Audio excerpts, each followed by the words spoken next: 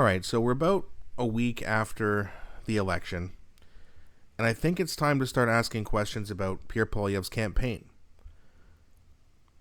Of course, I think most of you know that Jenni Byrne was the leader of the campaign.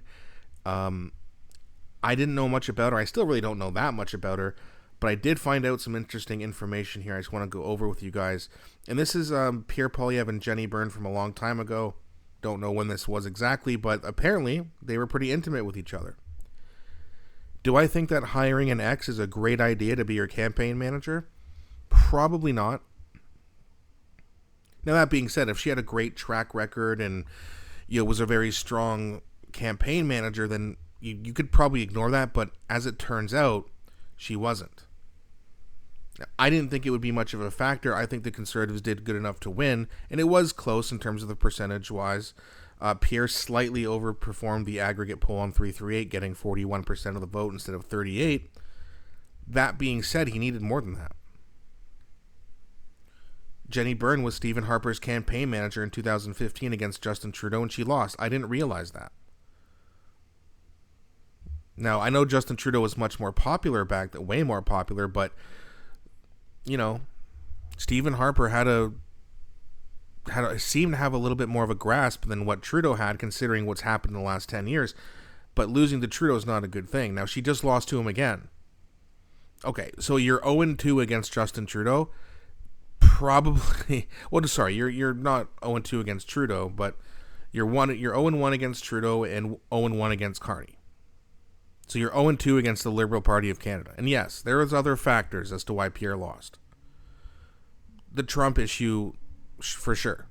The NDP being obliterated and essentially destroying themselves, yes. The Greens removing 100 candidates from ballots, that hurts the Conservatives because more votes are going to go to the Liberals. Mainstream media going up against Carney, saying there's a lot of factors, low turnout. But we can't just blame it on all that. We have to have a hard look at the campaign and look at some of the facts. And again, I don't know everything about Jenni Byrne. I know a lot of people were criticizing her for being a Trump supporter. People say, well, that's why he lost. It's like, well, there's other factors, right? That's not the only reason why he lost. You can't blame it all on the campaign manager or the campaign leader. You have to look at everything. And in my opinion, with Jenni Byrne's lack of success and the fact that she was unable to get people out to vote, considering that there was 32% of Canadians who still didn't vote, even though the Liberals have really destroyed this country, Jenni Byrne's campaign managing skills were not able to get more of those people to vote. That's a problem. Yes, we got to the younger voters, but I also think the situation of the country got to younger voters and they want change, not because the campaign was so good. So I do think that Pierre needs to move on. I think he needs to get another campaign manager. Now, and this might even sound crazy to say, because, again, I've never been a fan of Doug Ford, not just recently because of his remarks, but I've never voted for the guy. And I live in Ontario, and I don't like him. But that being said, maybe he's right. Maybe if Corey Tenecki was the manager, it would have went better. I don't know. I don't know much about campaign management. And I do know that that Ford is a fake conservative. He's more in line with the Liberals, and that's probably why he does very well in Ontario. And I think a lot of people see the difference between the federal and the provincial Conservatives, with Ford being basically on the left. So people like him, and they say, oh, I like that kind of conservative. Well, it's not a real conservative, right? But then again, a lot of people on the left still don't like him. And we also have a very low turnout here in Ontario in terms of the provincial election as well. So I don't know if Corey's the right guy federally, but we do need someone to reach out to more people and convince them that the Conservatives are different. Because a lot of people who don't vote just think it's all the same crap, they're all bought and paid for. And again, fair criticisms. But in my opinion, considering what's happened in the last 10 years and what's going to continue to happen over the next at least 2 years, we need a change of party, not just a change of person. And the campaign failed to to create more enthusiasm amongst voters. They weren't able to do it.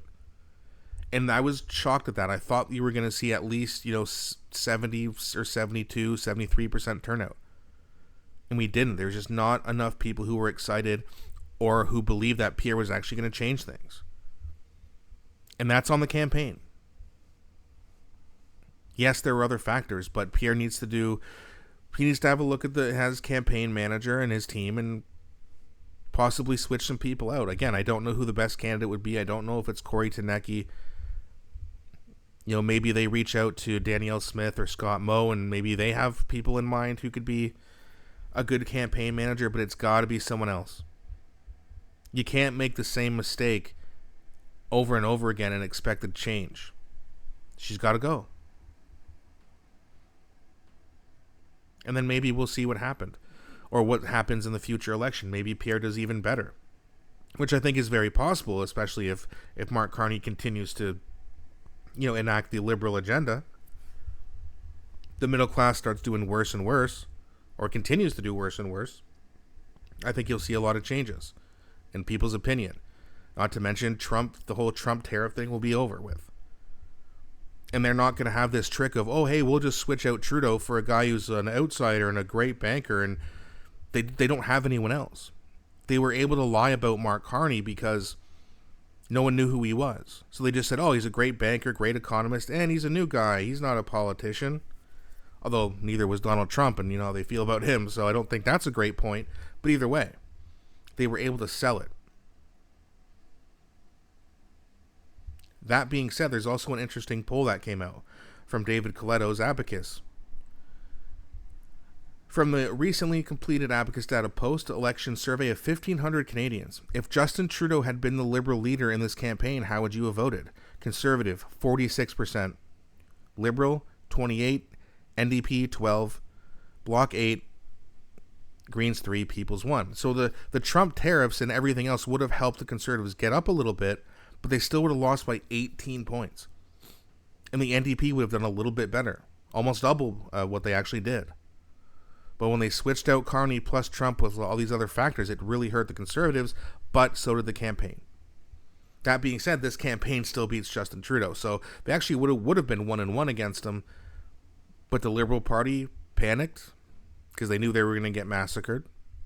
Pro-rogue government, Trudeau resigned, the Liberal leadership ensues, a lot of corruption there. 130,000 people decided it was going to be Mark Carney. And then they ran on the whole Trump this, Trump that, America bad, anti-America, and it worked. So, and it is what it is, right? And obviously, Canadians are very disappointed. But like I said, we just got to do better. And if there were mistakes that Pierre made, which I do believe there were, the campaign management being one, fix it and come back stronger next time. The last thing you do is want to give up. And by the way, for everyone in Ontario who's saying, oh yeah, good luck, goodbye Alberta, we don't need you, especially if you're anti-modern liberalism like me, if they leave, we're screwed. Liberals are going to win every election. So, again, I think people are upset. They're a little bit emotional. They're kind of at each other's throats right now. Oh, good, leave. We don't need you anyway. It's like, listen, we're all Canadian. We all should stay Canadian. I know Alberta separatism is a real thing. It's a movement that's gaining momentum. But let's not panic. Let's come back stronger. Let's understand there were some mistakes made. And let's win the next one. I've said it over and over again the past week. We got punched in the face. We've been getting punched in the face for 10 years. Are you going to fall down and not get up? Because if so, fine. Then you're just handing another election to the Liberals. You know how much more sweet a victory a couple of years from now for the Conservatives would be? For all what happened and Pierre losing his riding and to come back and then be the Prime Minister anyway, that would be a great comeback story. Wouldn't it? So let's come back. Let's get off the mat and let's get our hands up, not our elbows. We're in a fight here, so let's do it. Or you can get knocked down and not get up again. But choice is yours. Either way, let me know what you think. Did Pierre make a big mistake with the campaign management? And how much of a factor do you think it was? Let me know what you think in the comment section. Please don't be shy. Please also don't forget to like and subscribe, as it really does help grow the channel. Thanks so much for watching, and I'll be back shortly with a new video.